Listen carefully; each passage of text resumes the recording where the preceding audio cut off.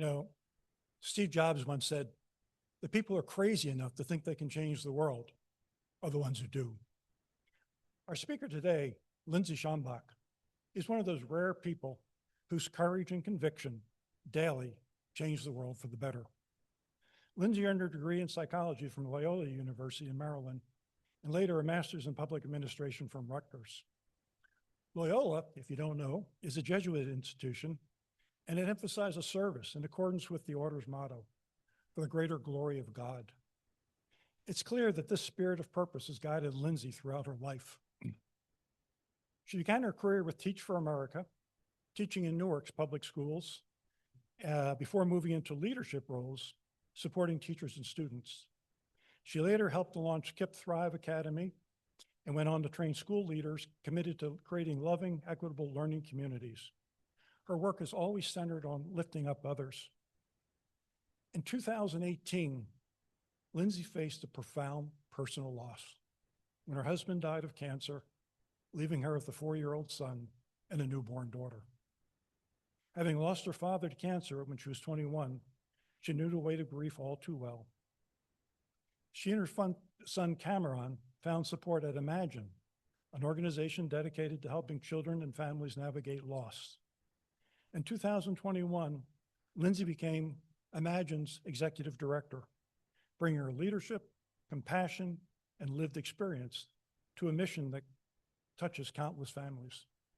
Lindsay?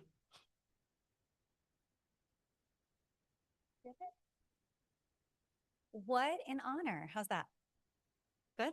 All right. Can you hear me in the back? This is such an honor to be with you all this morning. I have very rarely seen such a well-dressed group of individuals.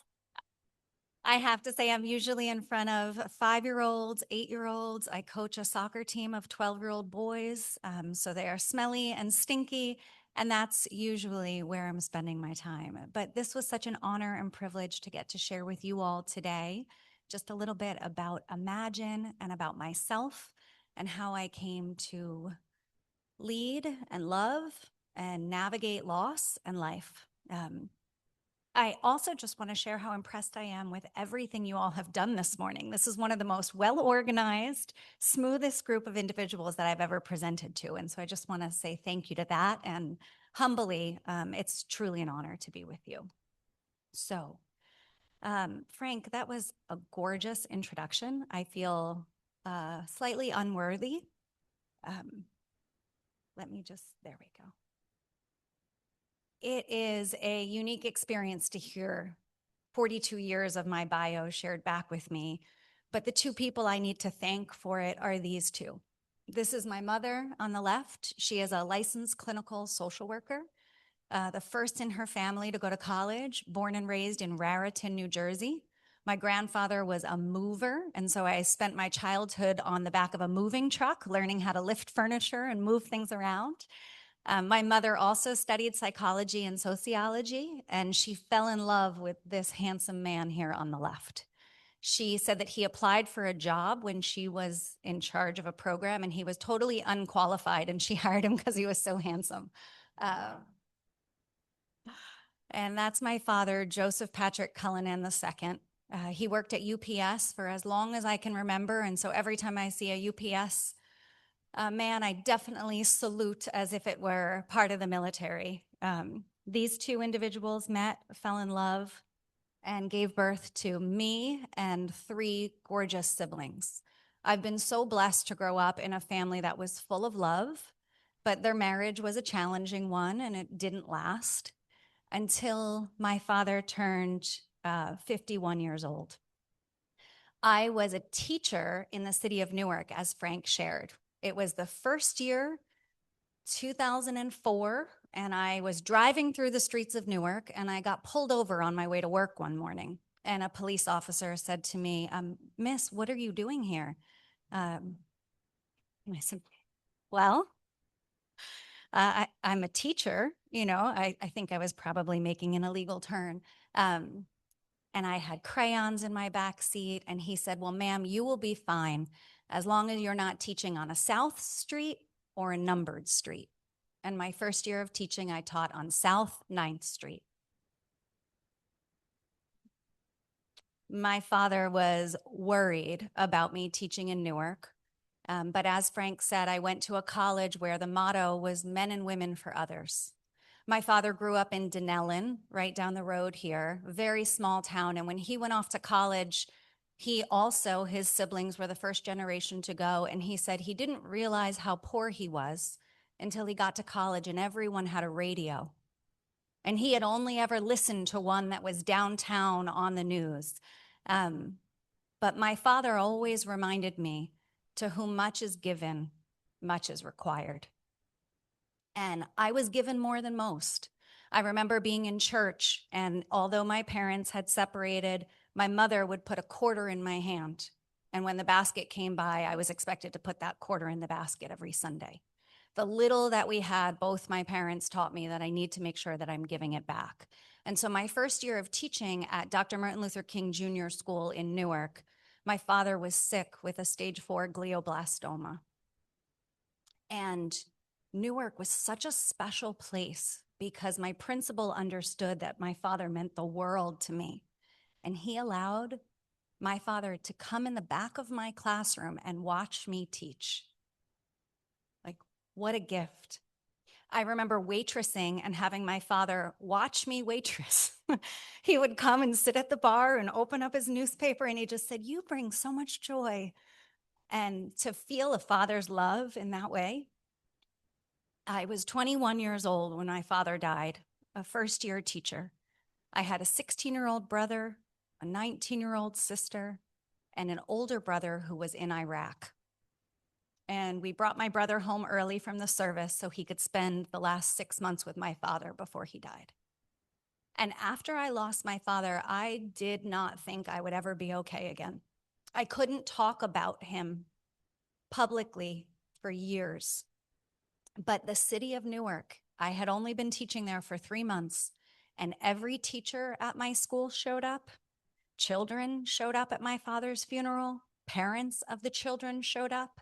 And instead of 2 services, a 2 to 4 and a 7 to 9, we had an 8-hour service for my father where people stood in line. And I remember giving my father's eulogy, and I said, I didn't know he had any friends. Not like all of you. The people he cared about were his children. And that was who he spent all of his time with. But there were so many people who felt as though they were his friend, and they showed up to say goodbye to my father. So for many years, I carried on a legacy of opening a school. I became the principal of a school. You can see in these photos, these are babies of mine who were 5 years old when I met them. They're now 22 years old, off to college. What an amazing gift to be the principal of a school with these gorgeous children. And in my second year as a principal, this beautiful boy walked through my doors. His name is Marquette Dorsey Jr., and his father drove him to school every day. His father was our volunteer at everything. And one day I received a phone call from Marquette's mother that Marquette's father had been murdered in the city of Newark. I was 27, and his mother asked me to tell him. I was totally unprepared for how do you tell a child that their father has died. All I knew was that I had gone through it myself. My father had died, and I showed up with this young boy. We got prepared for the funeral. I helped him create posters and cards that he would put in the casket for his father. And I remember showing up at the funeral, and one of the traditions that I didn't know about was that in Newark, when a young person dies, everyone wears white. Well, in my culture, everyone wears black. So I walked into the funeral looking like the Grim Reaper when everyone else was celebrating, probably the only white person in the room on top of it. And the boy and his mother grabbed my hand and brought me to the front row. And what I realized in that moment was what it takes to show up for a family, how far we need to go. And so I took care of Marquette many, many years. He is now a football player at Northwestern University, an academic scholar, 4.5 GPA as a sophomore in college. Can you give Marquette a huge round of applause? But Imagine didn't exist at the time for Marquette. Marquette required his community. And I was blessed to meet this wonderful man who also understood community. I was young then, felt really beautiful. And this man that I had the chance to marry, I met him the year after my father died. And I remember meeting my husband, Mike Schambach, and he stood in my kitchen and he had his forearms crossed. And I looked at his arms and his hands, and they were my father's hands. He had so much in common with my father. My husband was the men's lacrosse coach at Montclair State University, dedicating his life to 18 to 22-year-old men who were growing in their relationships, growing in their careers. And he had a belief that boys would be better humans if they learned how to play together as a team. My husband was phenomenal. Just truly, he was a Division I athlete at Rutgers. We are both born and raised in Bridgewater, New Jersey together. I still live there now with my wonderful family. And this wedding day, I remember he was very, very clear with the priest that he said, when I marry her, I want you to say, you may now kiss your wife.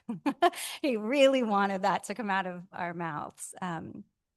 So we were blessed to grow our family. We had our gorgeous son, Cameron, and Mike loved being a father. It was everything he wanted. 7 years later, we were on vacation, and Mike was complaining of stomach pains. And he took himself to the emergency room, and sure enough, they called me in and told me that he needed to be seen in New York City, that he had a blockage. This was July 4th. July 20th, he had surgery. They diagnosed it as stage 4 colon cancer. He was 37 years old, and we were trying to have a daughter. And we made the decision to get pregnant anyway, despite his diagnosis. I had seen stage 4 cancer before. I knew what it meant. But I also knew that we were a strong, loving family, and I wanted my son Cameron to have every opportunity in the world. You see, when my father died, my mother did not take it well at all. There's a thing that we now know as suffocated grief, when the grief of a parent is so big that the children don't get to grieve. I mentioned that I'm 1 out of 4. My 2 brothers have really struggled with the way in which they were raised and the fact that they were not really allowed to grieve their father because my mother's grief was so big. So I knew that we were going to do cancer differently. I knew that my children would only be as okay as I was. So my husband coached his last season of lacrosse. He finished his last game on May 5th. On May 7th, we gave birth to my daughter, Chloe. We had her baptized on June 10th in the same church that we were married in, and Mike took his last breath 4 days later. And I was 34 years old with a 4-year-old son and a 4-week-old daughter. And I knew I needed help. It was the one thing I knew. I need to make sure that I do something. But what do you do when someone you love dies? There's not many places to go. Imagine taught me that it was okay to grieve, that it was okay to introduce my children to the cemetery as a place that they went to visit their father. It was okay to have conversations about him regularly, to laugh, to play in a cemetery with their dad in the chance that they never got to. Imagine knew that my children weren't unique. Although this death was tragic, it happens more frequently than we realize. In the state of New Jersey, 1 out of every 13 children will experience the death of a parent or a sibling before they turn 18 years old. That, for me, feels like information that we all need to do something about. It is one of the most devastating losses a child can go through. Thankfully, Mary Robinson, the founder of Imagine, knew that. In 2011, she founded Imagine in a church in Westfield with 12 volunteers, and 25 participants. And over the years, Imagine grew. We trained class after class of volunteers, and we moved from a church to this gorgeous facility in Mountainside. So if you haven't seen it yet, I welcome and invite you to come and tour our space. In 2019, before I ever got to Imagine, Imagine expanded to serve the city of Newark. We were receiving phone calls and requests. Obviously, 2020 hit and the world became a very different place. We closed both of our centers and we launched what we call virtual peer-to-peer support programming. And then in 2022, we've continued to grow and evolve our services. So I say thank you both to my parents for everything they've taught me and to Imagine, because Imagine was there for my family when I needed it. Before I came to Imagine, my heart sunk all the way down to my foot, and then my heart started crushing into different pieces. I felt like I was in a tough place. After I heard other kids' stories, I really thought I wasn't the only one who had to go through this. I get to express my feelings with the other kids and share what's been difficult with me, and I get to share my emotions with my counselors. My favorite thing about Imagine is the friends. My favorite thing about Imagine is the hospital room because there's a real hospital bed and real hospital stuff. I like to pretend I'm a doctor. My favorite thing about Imagine is the volcano room. Well, Imagine really helps me a lot. They let me just be whoever I want to be, let me just let out everything that I need to let out, and then they don't judge me. It's just a happy all-around place. I'd imagine the friendship is part of the bond between the people here is that you all experience something bad and you acknowledge it. To have that outlet and then express myself freely to these people that understood, honestly, in every way that made me feel better. But I'd imagine there's this good middle ground where you aren't required to talk. You can still listen and hear the stories of other people. And then that maybe will encourage you to talk. So I would say if someone had lost like me, I would say to them, Imagine's a good place to go. This one young boy said, "So is this place for us? Just for us?" Yeah, this space is just for you. My heart is starting to rise up all the way where it belongs again. Those are just some of the children that attend Imagine on a weekly basis at our center. And I'm so deeply grateful for the things that Imagine has taught me. I say often that Imagine, I had to unlearn things that I had learned. I learned that you need to carry on, you need to be strong, that there is a timeline for my grief. I remember sitting in one of my grief support group rooms, and I was at the 1-year mark. And I said to someone, I thought if I did everything right, that this would hurt less, that I would be better by now. And someone said to me, what made you think that there was a right way to do grief? And I thought, God, there's been a right way to do everything my entire life. I've always been a very high achieving, very detail oriented, very efficient human. But grief is messy and it can be much more painful than I think any of us have ever realized. And so the mission of Imagine is to support children and families coping with loss and to foster resiliency and emotional well-being for all those who grieve. I love this mission statement because it is talking about children, but we understand that it's more than just our children. Mary Robinson founded the organization as a young person whose father died. She was a teenager, and she said that children are often the forgotten mourners, that everyone checks in on the adults, but as a teenager, she felt totally forgotten. And so she founded Imagine very focused on our children, peer-to-peer support groups for our children. One of the things as I went through Imagine's programming, I was thinking about Imagine as a mother. What were all of the other things that this family needs to make sure that they are okay? And so in 2021, when Mary Robinson was stepping down from the role of executive director, a bunch of the widows called me and they said, this is your job, you should take this. And I loved my job in Newark. I had no interest in leaving. I said, I'll help them find the right person because I want this organization to have the right person too. And sure enough, through the selection committee, everyone kept saying, you should do this, you should do this. And there were two things I didn't know. I've never done fundraising before, and I've never managed a board or had a board that I had to report to. But there's a couple things over these years that I've learned about myself, and I'm a learner. There is nothing I don't believe that I can learn if I put the right people around me and the right guidance. And so in 2021, I took over Imagine with the idea that we need to make sure that we're building out full support. So at Imagine now, we provide peer grief support. The beauty of what I saw today is that these are peers. You all are peers who are helping each other. Our program is not therapy.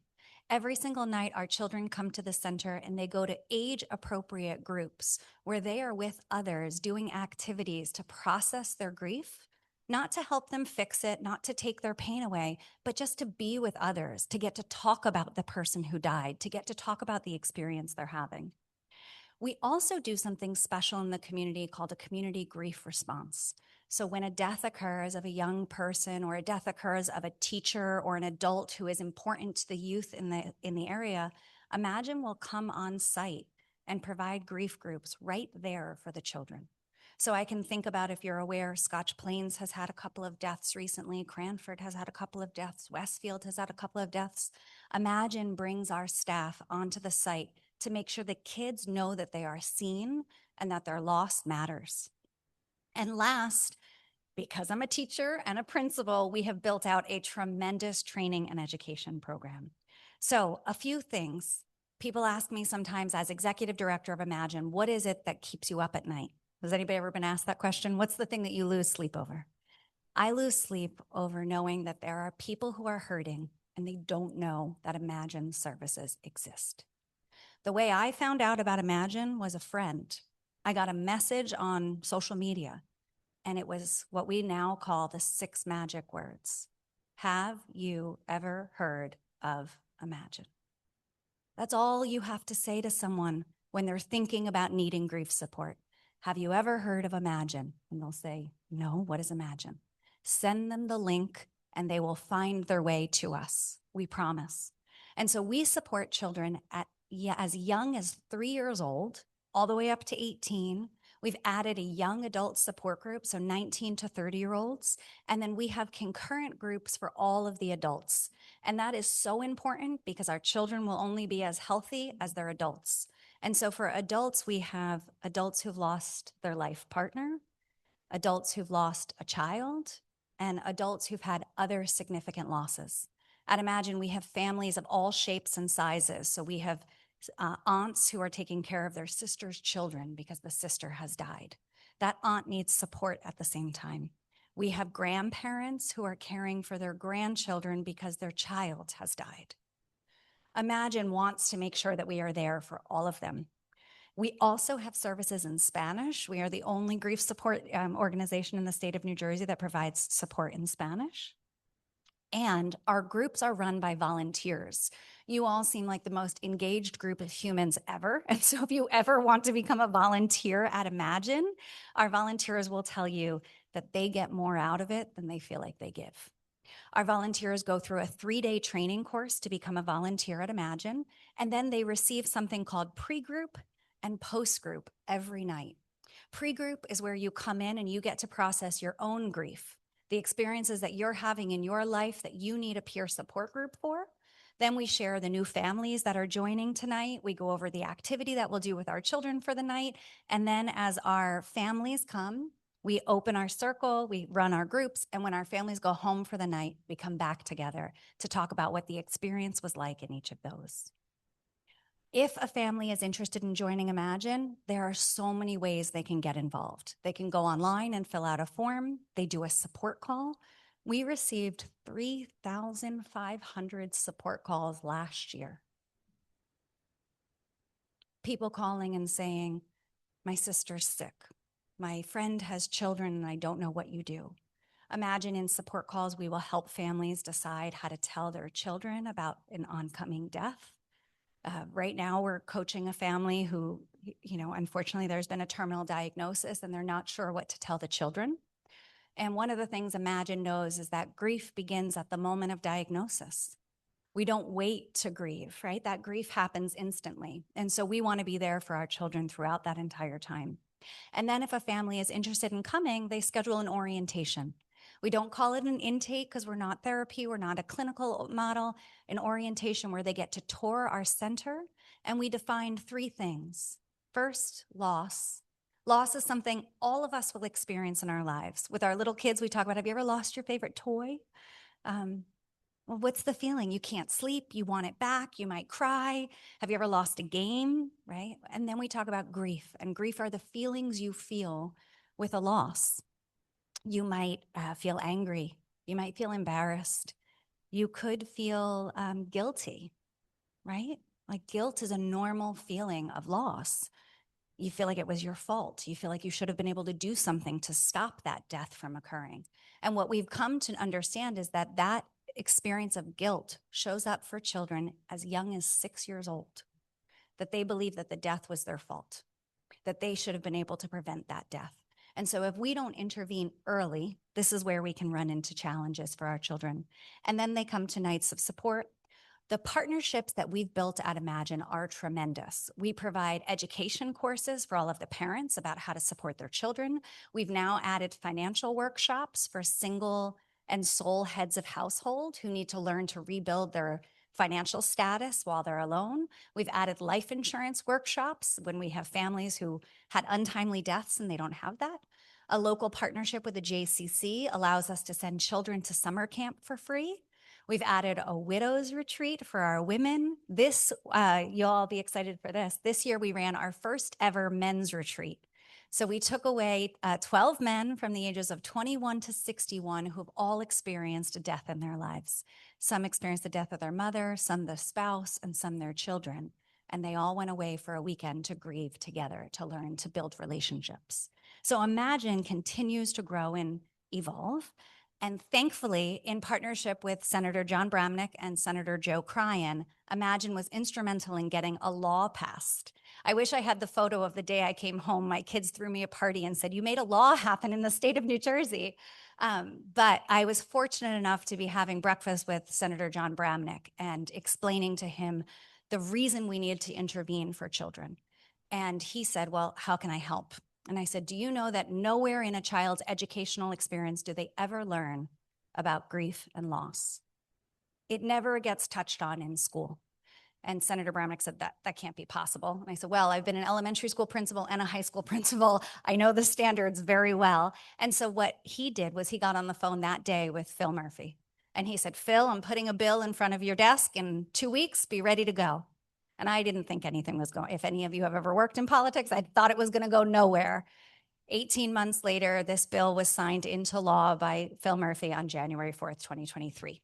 And now kids in the state of New Jersey get to learn about grief and loss as a part of their high school experience, which is what Imagine has been doing. Our kids have asked for. We were chosen as the New Jersey Association of Student Council's Charity of the Year 2 years in a row because our high school students really want this.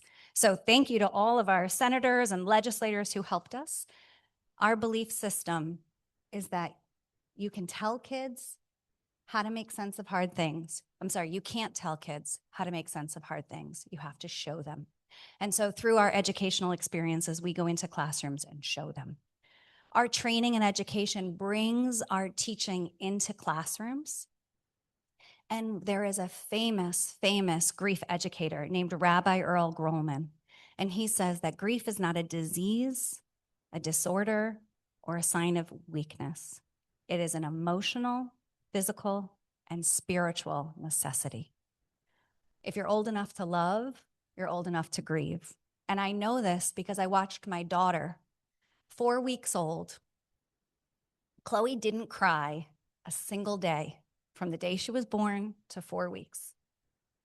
After her dad died, she cried for 6 months straight. An infant. There are studies done that show that even our youngest know the absence of their caregiver. She felt the energy in the household. And let me tell you, the stress that put on me to know that my stress was impacting my infant was so dramatic. But I knew that if I didn't get help, my kids would not be okay. And so at Imagine, we say that grief is like the weather. And there's a whole bunch of reasons that grief is like the weather. Anybody got any guesses? It keeps changing. It's unpredictable, right?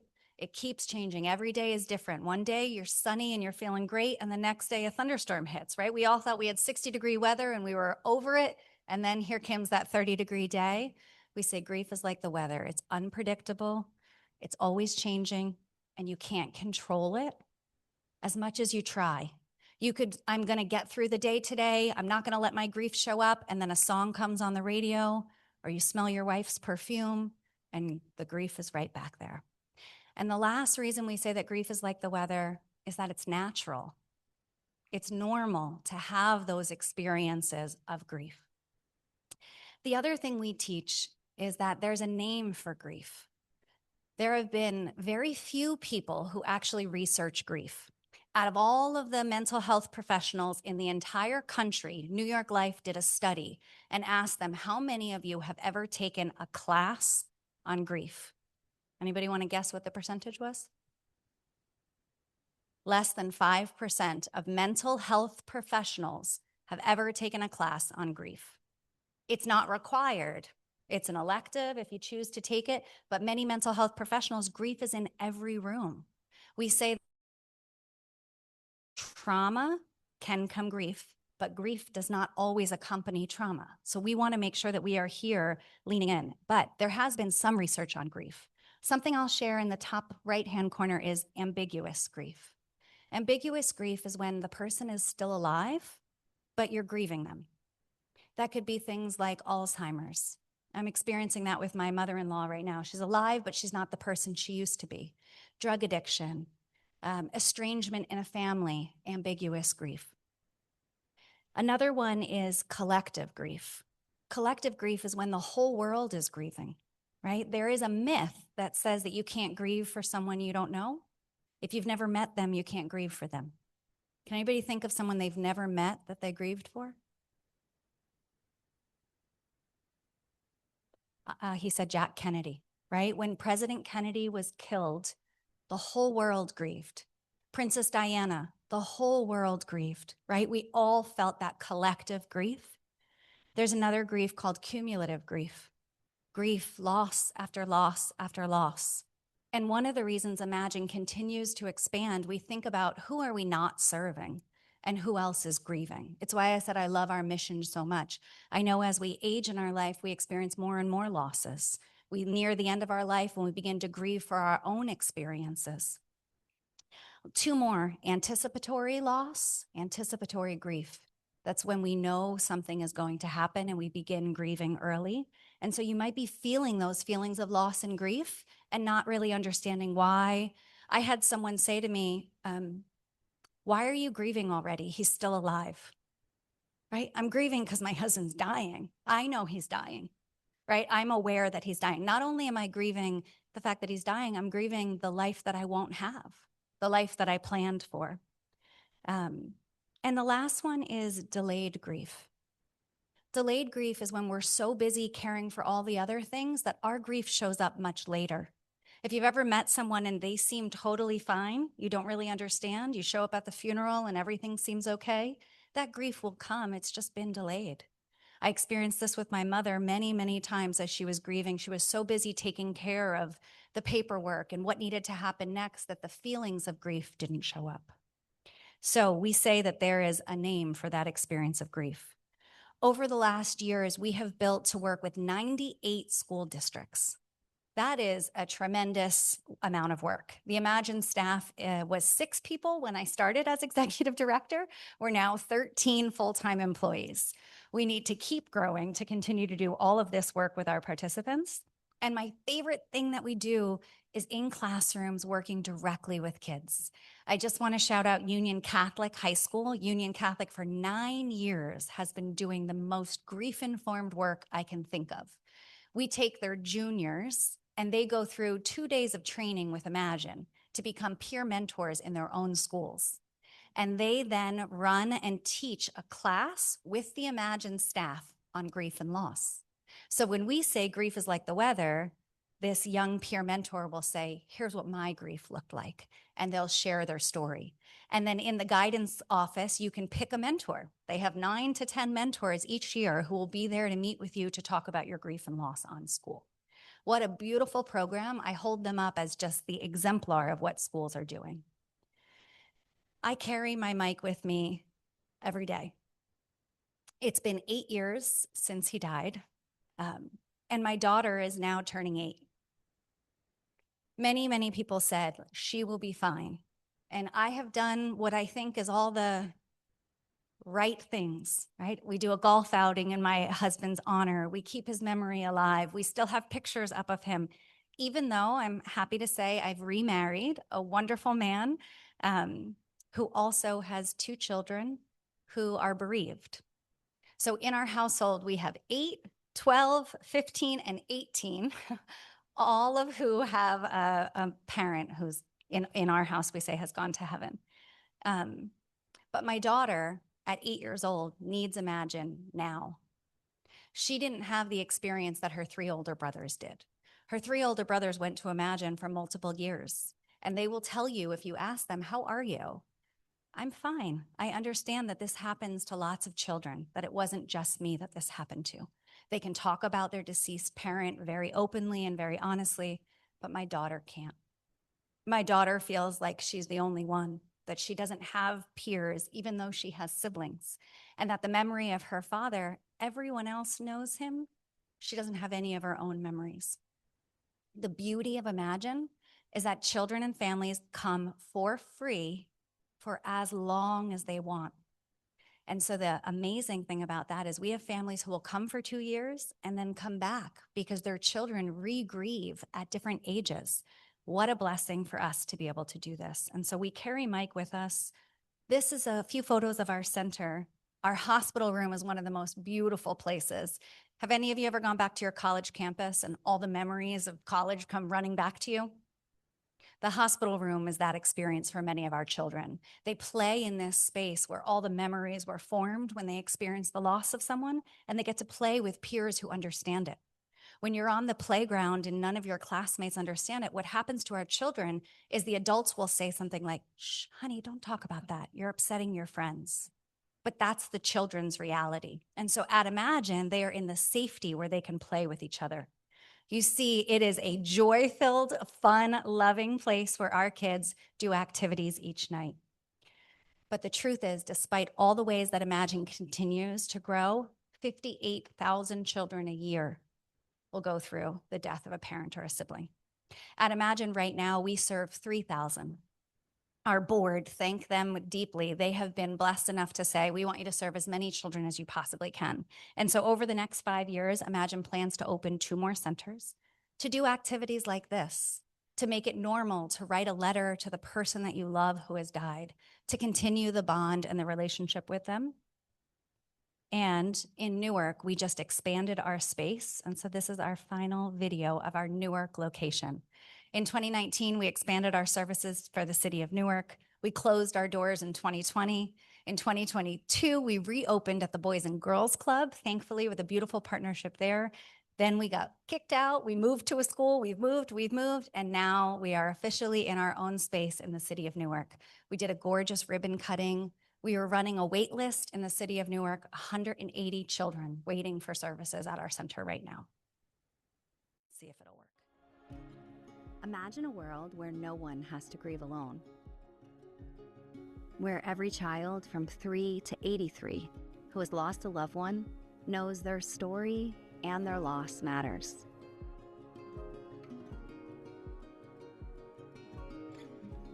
At Imagine, we know grief will impact us all at many points in life.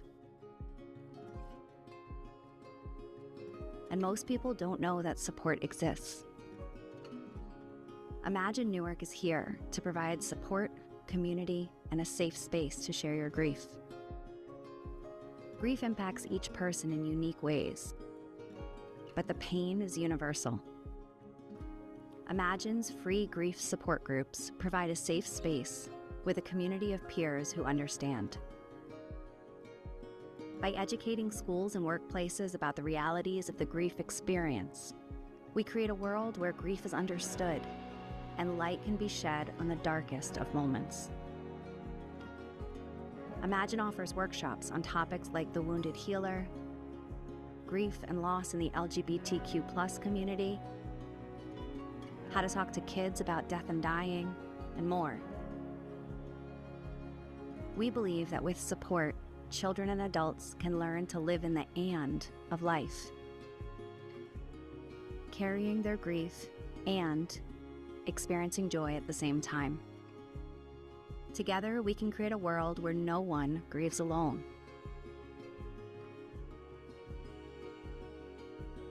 Join us in this mission by participating in workshops, joining our support groups, volunteering, or donating to support someone else coping with loss and grief.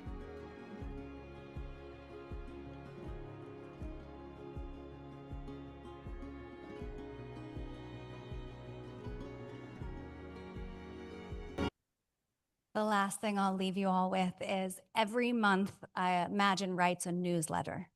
And our newsletter, 14,000 people read that newsletter every month.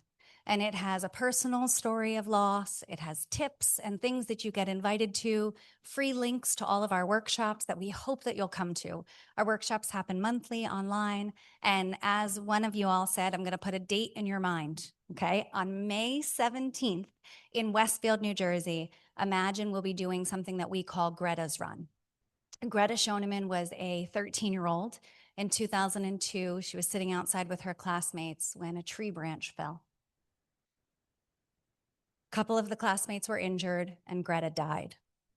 These children were 13 years old when it happened. 10 years later, those children were now 23, and they said, we want to do something for Greta. And so the next year they started Greta's Run. The first year they had 100 people who came out and ran. In 2017, they had 500 people who were running, and then COVID hit. And they said, we're now 28-year-olds, and we can't run this race anymore. They gifted the run to Imagine. So Imagine has now added a memory walk, so a 1-mile memory walk, where we walk past signs of everyone in our lives who have died. We have a band that comes and plays. We have a kids fun run where 300 kids run 100 yards, and you can cheer them all on. And this year we'll have 2,200 people, 2,200 people at this race. And so we'd love you all to come to get to experience a day of community morning on May 7th. If you sign up for our newsletter, you'll get all of the information that you need for us. You scan the QR code, go down to the bottom and input your email addresses. And it's just such a great way for you to stay connected, to share the newsletter with other people in your lives. And I hope you learned a little bit of something today, and I thank you all so much for having me. This was very emotional, I must say. This is a really fabulous venture, what you've done. So now it's time for questions. So come on up and ask your question. I said I usually don't get questions because it's such a difficult topic, so I'm so grateful for all of you that will ask me questions. I really appreciate it. Thank you so much for what you've said to us. I think you mentioned that you have 180 children on a wait list. How do you arrange for which children get to come in? Is it simply a wait list and whoever's at the top of the list goes in, or do you have to make some tough decisions? The wait list is the thing that really drives me right now. We have 180 children in Newark on a wait list, and in Mountainside, we're running a wait list as well. And so when I think about a healthy organization, the question is can I raise enough money to make sure that I don't have a wait list? So fortunately, our Newark space, we're actually going to expand. We started with just 4,000 square feet, and as a result of that, we can only serve 40 people a night. So we're going to double in size. And we had a really wonderful fundraiser in November that brought in a lot of financial support to the organization. And what we do is we ask for people to support us for 5 years, to make a pledge that you will be there to support a child for 5 years. That has helped us dramatically. But most of the time we might have an opening in a group. Let's say you have a 7-year-old. Oh, we have room for your 7-year-old, but our teen group is full and our littles group is full. Well, a family won't just send one of their children, right? So sometimes then we'll move down the wait list and say, okay, who just has a 7-year-old and a parent who had a spousal loss? So it's quite the Rubik's Cube to figure out how do we bring families in.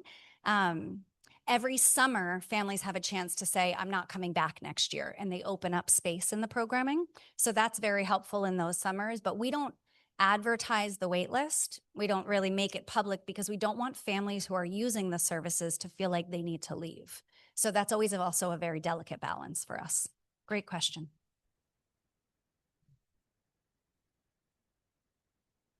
Hi, thank you so much. Not just for your wonderful presentation, but for the amazing work that you people are doing. And it's interesting, this is the second organization that I've heard of that's like this, because Good Grief was started in Summit by Mary Robinson at our church, Christ Church in Summit.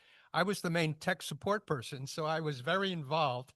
It was very successful. They had meetings that used up the entire church facility and break-off sessions and so on, and they outgrew the space and they moved to Morristown.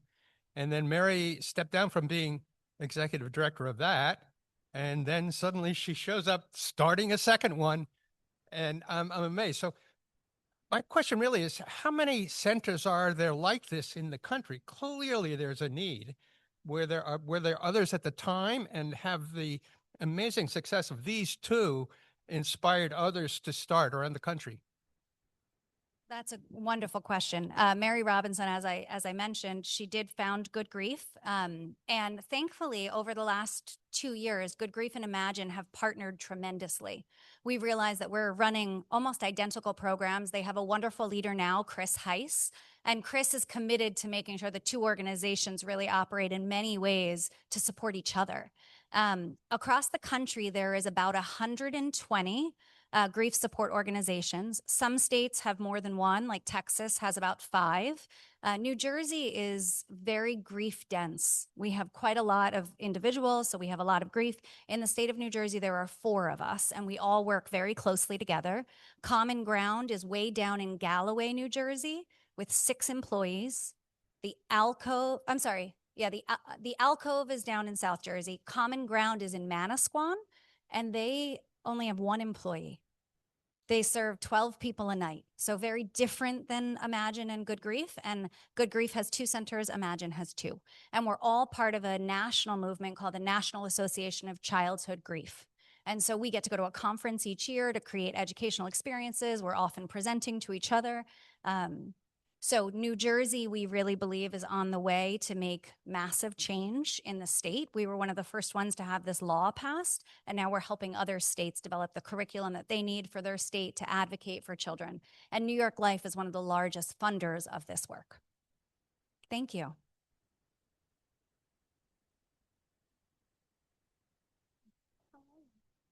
Thank you for the work, for your work. Families or children in a family where there's divorce or separation, what's the same and what's different? Yeah. I love that question. It's actually, we have a board retreat coming up on April 18th, and we're going to sort of be debating that question. He said, what's the difference between a family going through divorce and a family going through death, right? Loss is loss, and that is one of the things we say at Imagine, that loss of all shapes and forms deserve to be grieved. I think divorce is a little more commonplace, and so children will often find peers who have gone through divorce. That helps a lot. Imagine does not right now run a divorce support group, but we get asked that question a lot. We get asked that question. We get asked for estrangement. And so what we try to do, or I try to do as the executive director, is really decide what can Imagine do that's unique and who's doing it better. And so sometimes people will come to us, they've experienced the death the loss of a pregnancy. Can I come if I've experienced a late-term pregnancy loss? We educate the family, you can, but here's 4 other organizations that are doing work we think better than us in pregnancy loss. And so that is part of my job, is making sure that I make smart decisions about what we're doing. I don't know many organizations that do divorce, that support families when they've gone through that type of loss. I sort of went through it myself. My parents separated, and I remember the tremendous grief about the end of a relationship, the end of the future. There's a lot of commonality between divorce and death, right? It's not the life I planned. This wasn't the life I wanted to live. I'm worried about the impact on my children. There could be, you don't see the person because you've moved out of state, and all of the adjustment that's required. So grief is grief. right? Loss is loss, love is universal. And so the experience should be cared for very similarly to the experience of death.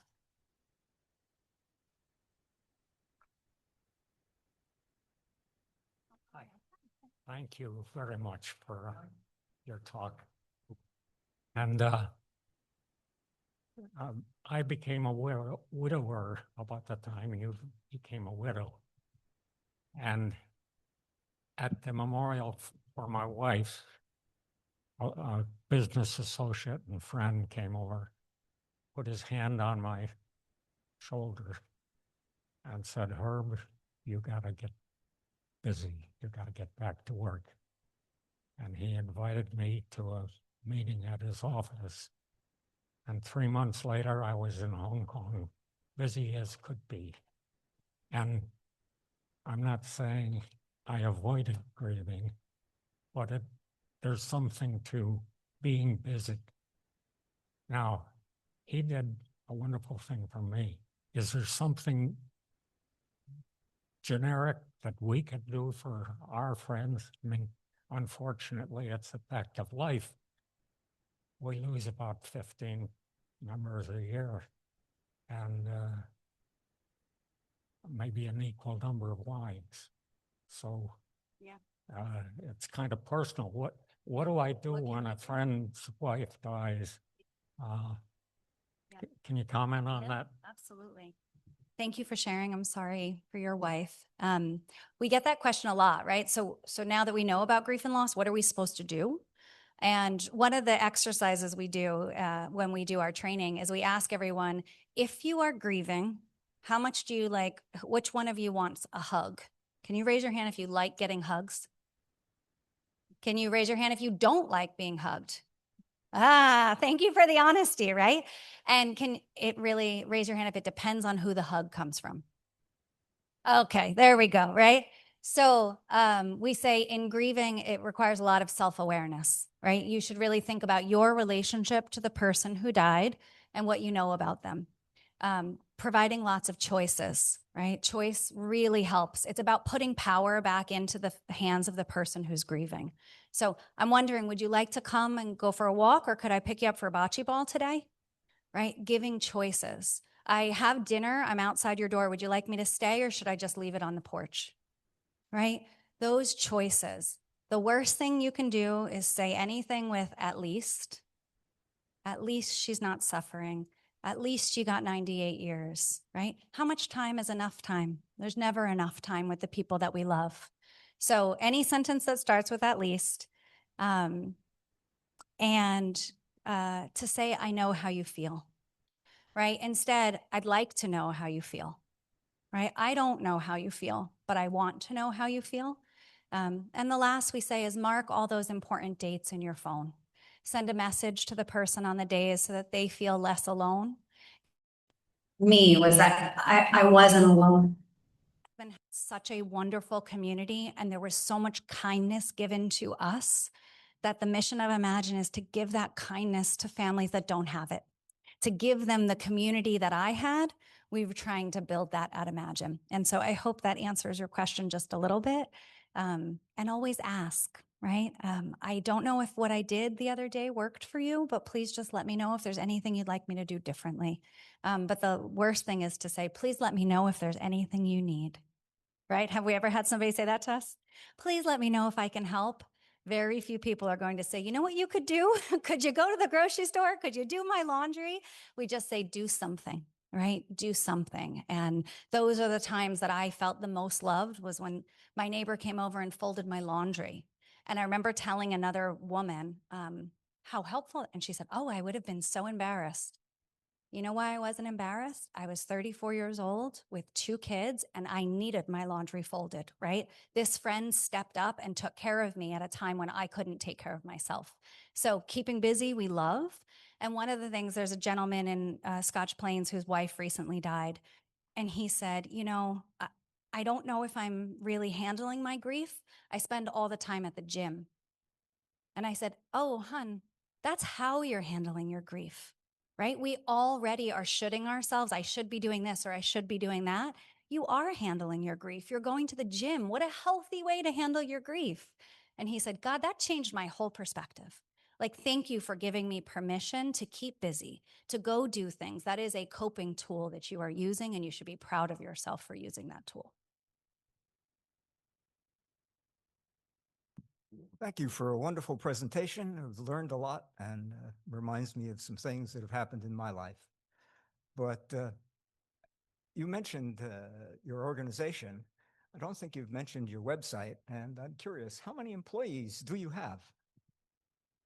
You should definitely check out our website. Najia is amazing. She's our media design.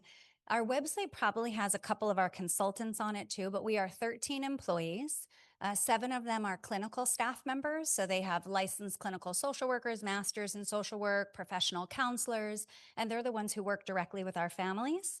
And then we have a person who does media and design, a person who plans all of our events like Greta's Run. It takes a lot to plan a 5K with 2,200 people.